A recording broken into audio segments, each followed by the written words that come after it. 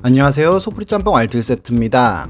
광기라는 말은 말 그대로 미친 사람이 되는 것을 뜻하는데요. 사람들이 집단에 있다 보면 그 분위기에 휩쓸려 같이 미쳐가는 걸 집단 광기라고 합니다.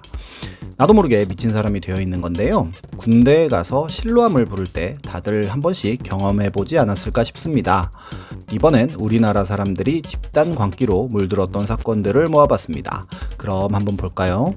첫 번째는 월드컵입니다.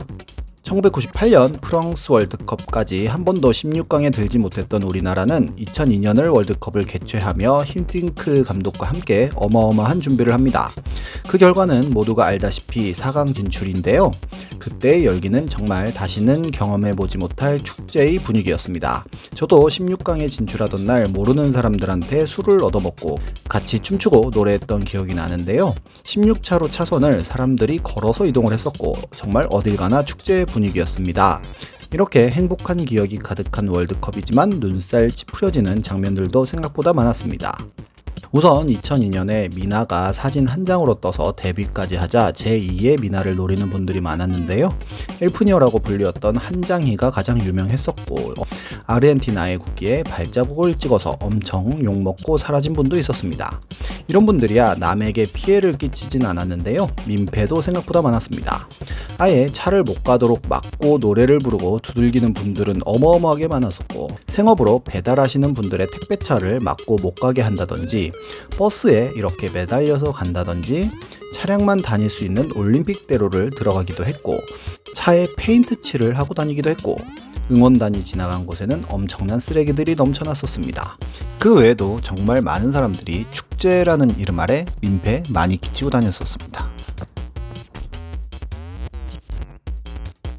두 번째는 잭스키스 해체 사건입니다. 잭스키스가 무한도전으로 재결합한 것도 어느새 5년이 다 되어 가는데요. 정말 시간 빠른 것 같습니다. 90년대 말 아이돌 팬덤은 지금의 팬덤과는 조금 달랐는데요. 우선 인터넷이 발달되지 않다 보니 거의 모든 행동은 오프라인으로 이루어졌습니다. 특히나 H.O.T와 잭스키스의 팬덤이 어마어마했었는데요. 물론 본인이 좋아하는 가수를 응원하기 위하여 공연장에 찾아다니는 것은 아주 자연스러운 일이지만 선을 넘는 분들도 꽤나 많았습니다. H.O.T와 잭스키스의 팬덤이 실제로 패싸움을 벌이는 일도 있었고 이는 응답하라 1997에서 재현되기도 했었습니다.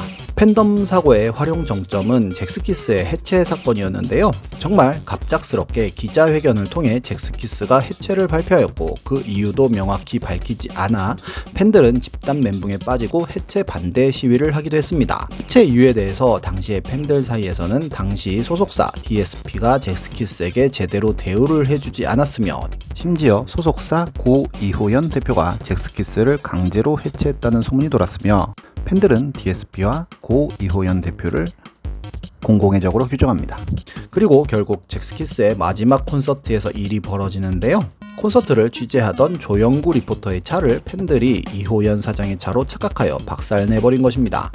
뽑은 지 얼마 되지도 않은 그랜저 XG 차량이었는데 당시에 가장 좋은 차 중 하나였던 차였고 심지어 차 안에 있던 조영구의 옷이나 소지품까지 훔쳐간 것인데요. 현장에서 몇몇 학생들은 잡혀갔지만 조영구 씨는 차마 처벌할 수가 없어서 차비까지 줘서 집으로 보냈고 잭스키스 공식 팬클럽에서 사과를 하고 조영구도 용서를 합니다. 결국 차 수리비 1000여만 원은 이호연 사장이 조영구에게 물어주며 끝이 납니다. 조영구는 전화위복이었는지 그 이후로 이사업체를 차려 대박이 납니다. 세 번째는 혜태버스 방화 사건입니다. 야구는 자타공인 우리나라의 최고 인기 스포츠인데요. 지금도 가끔씩 눈살을 찌푸려지는 관중들이 있기는 하지만 옛날의 관중들은 넘사벽에 포스를 풍겼습니다. 응원하는 팀이 못하면 욕은 물론이고 난입에 쓰레기 투척까지 엄청난 짓들을 했었는데요. 혜태의 김응용 감독이 관중이 던진 참여에 맞는 사건이 벌어진 적도 있었습니다. 프로야구 역사에서 최악의 관중낭동 사건은 그래도 이 사건인데요. 아예 버스에 불을 지른 사건입니다. 가끔 야구 팬들은 버스를 부수거나 뒤집어 엎는 사건도 있었지만 불을 지른 경우는 이때가 처음이자 마지막인데요. 우선 광주에서 벌어진 혜태와 삼성의 한국 시리즈 1차전에서 혜태 팬이 던진 소주병에 진동환 선수가 맞아 교체된 일이 있었습니다. 그에 대해 삼성 팬들은 복수를 다짐하고 있었는데요. 대구에서 치러진 한국 시리즈 3차전에서 삼성이 역전패를 당하자 삼성 팬들은 이성을 잃고 난동을 부리다가 우르르 몰려와 해태 타이거즈의 버스를 둘러싸고 불까지 질러버립니다. 결국 밤 11시쯤 경찰이 최루탄을 쏘며 시위 진압을 하자 흩어졌고 경기장에 갇혀있던 해태 선수단은 그때서야 호텔로 돌아갈 수 있었습니다.